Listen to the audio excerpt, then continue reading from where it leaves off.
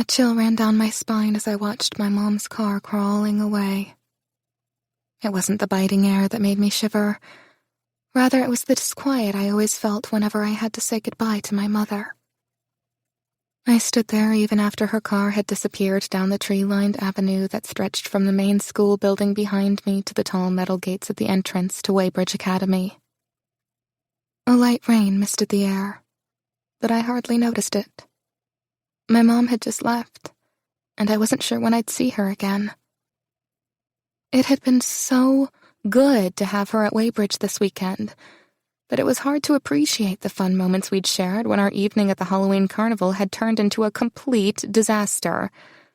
William Hastings had threatened me, and Noah had punched my father. Despite the past between our families, I'd always felt there might somehow be room for reconciliation. But it was amazing how much could change in one night. The burning hot anger that now flooded my veins when I thought of Noah and William was impossible to deny. I had no idea how I was going to stomach the rest of the school year seeing Noah every day. I wasn't sure how long I stood there, staring down the driveway. But the rain was no longer spritzing the air. Instead, it was falling in fat droplets, promising a stronger storm to come. I finally considered moving, but it was hard to drag myself away. Walking away meant admitting she was truly gone. I missed my mom so much already. She'd been reluctant to leave today after everything that had happened last night, but Matthew had to return to New York this morning, and I would be back in class as normal tomorrow. Life didn't stop, and she needed to get home to her cafe. Still, I wish she could have stayed.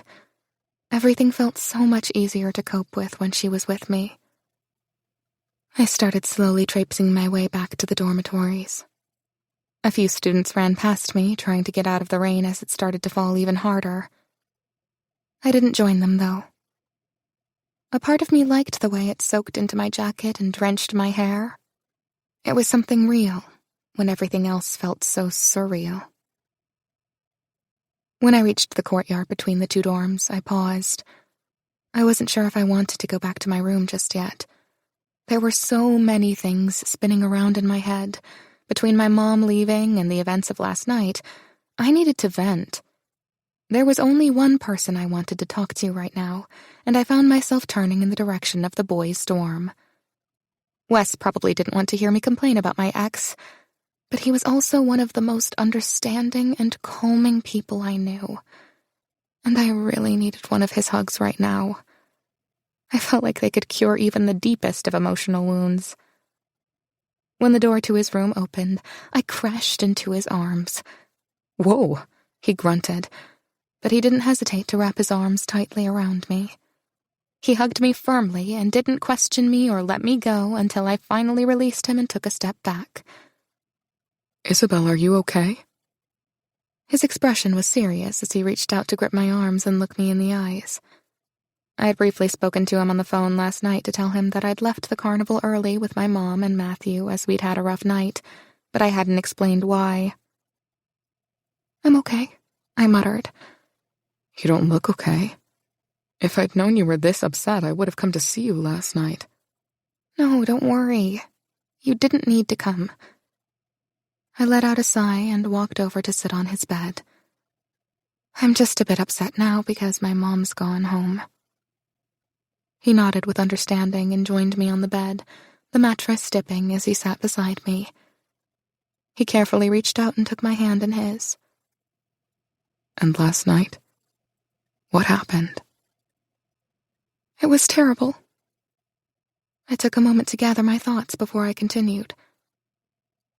"Noah's grandfather cornered me in the parking lot and threatened me. Then Noah and my father arrived and everyone got in a massive argument. I didn't think it could get any worse, but then Matthew made some comments about Noah's dad and..." The words caught in my throat.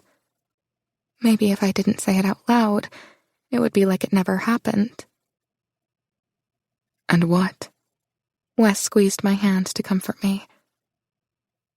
"Noah punched my dad." "He what?"